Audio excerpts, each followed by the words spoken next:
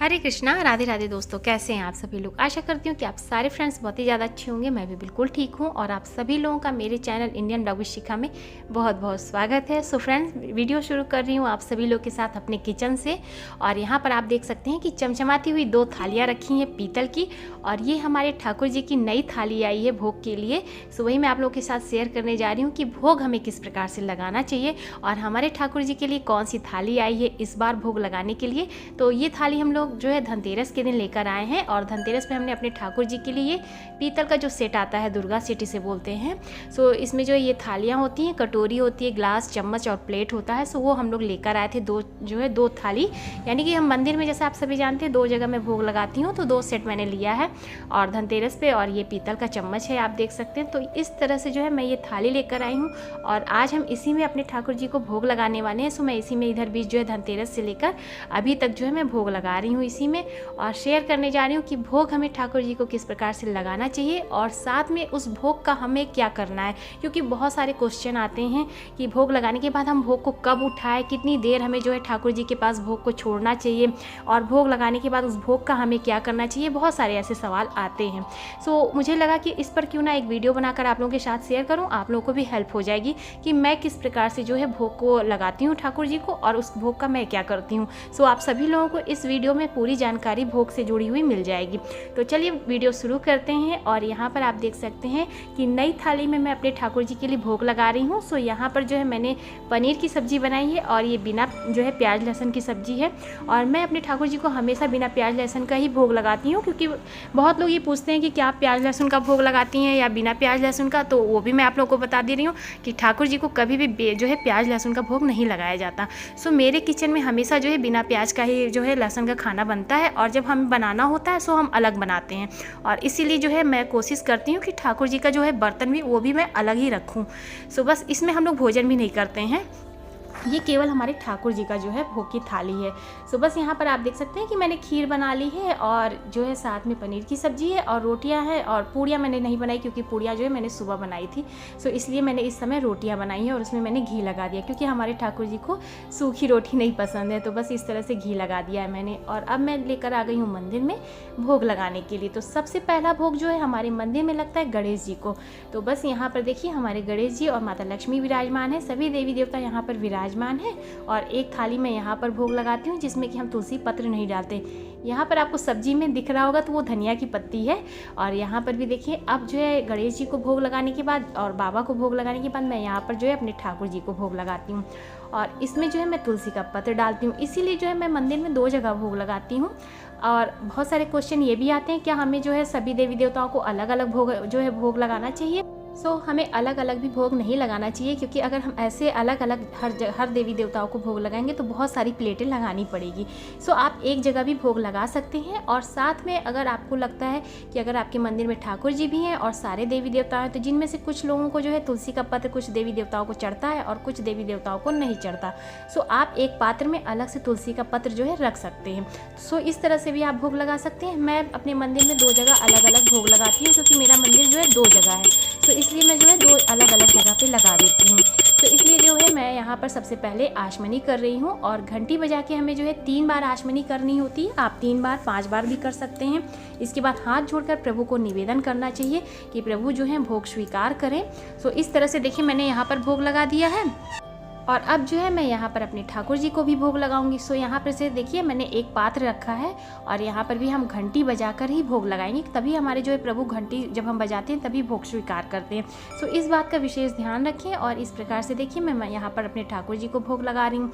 3 बार आचमनी करनी, घंटी बजाना है, और हाथ जोड़कर प्रभु से निवेदन करना है कि प्रभु भोग स्वीकार करें। और तुलसी का पत्र जो है देखिए मैंने सभी में डाल दिया है, और इस तरह से जो है मैं भोग लगाती हूँ। और यहाँ पर आप विशेष ध्यान रखें कि अगर आपके बाल गोपाल हैं तो आप जो है उनको तोड़ के जो है थोड़ा सा जैसे हाथ से तोड़ के भी आप खिला सकते हैं भाव से।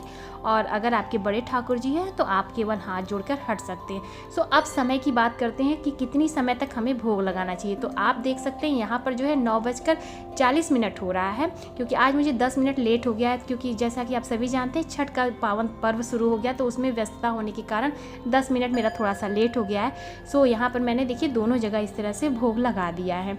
और और अब मैं जो है अपने बाल गोपाल को हाथों से जो है इस तरह से थोड़ा सा 3 4 5 या इस तरह से बाइट में खिला देती हूँ। 3 खिलाना चाहिए या तो 5 बार आप इस तरह से जो है प्रभु को भोग लगाएं। सो यहाँ पर उनके पसंद की खीर, और साथ में इस बात का ध्यान रखें कुछ मीठा ज़रूर रखें, क्योंकि बाल गोपाल हैं और इन्हें जो है हो सकता है कि ना अच्छा लगे और इन्हें मीठा भी पसंद है, तो सब्जी के साथ जो है खिलाने के बाद थोड़ा सा मीठा भी खिलाना चाहिए। सो आप यहाँ पर नहीं कुछ है तो आप मिश्री रखिए। आप देख सकते हैं यहाँ पर मैंने किशमिश और काजू का जो है रखा है भोग, तो ये पूरे दिन ही इनके पास इसी तरह से रहता है। और अगर जैसे कभी हुआ कि नहीं कुछ हम बना सकते हैं तो वहाँ पे आप मिश्री, बतासे या गुड़ मीठे में भी आप जो है भोजन में रख सकते हैं। तो बस इस तरह से जो है मैं इनको भोग लगा दी। यहाँ पर अब मैं आपको समय दिखा देती हूँ, तो आप देख सकते हैं कि 8:40 में मैंने भोग रखा था मंदिर में, और 9 बजने में 5 मिनट बाकी है।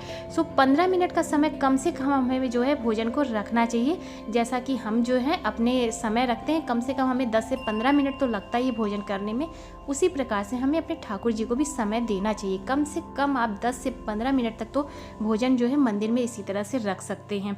अब आपको लगेगा कि भोजन हमारा ठंडा हो जाता है, सो इसके लिए हम ये तो नहीं करेंगे कि भोजन लाए और यहाँ पे रखिए और तुरंत उठा के लेके चले जाए, ये कभी नहीं करना चाहिए।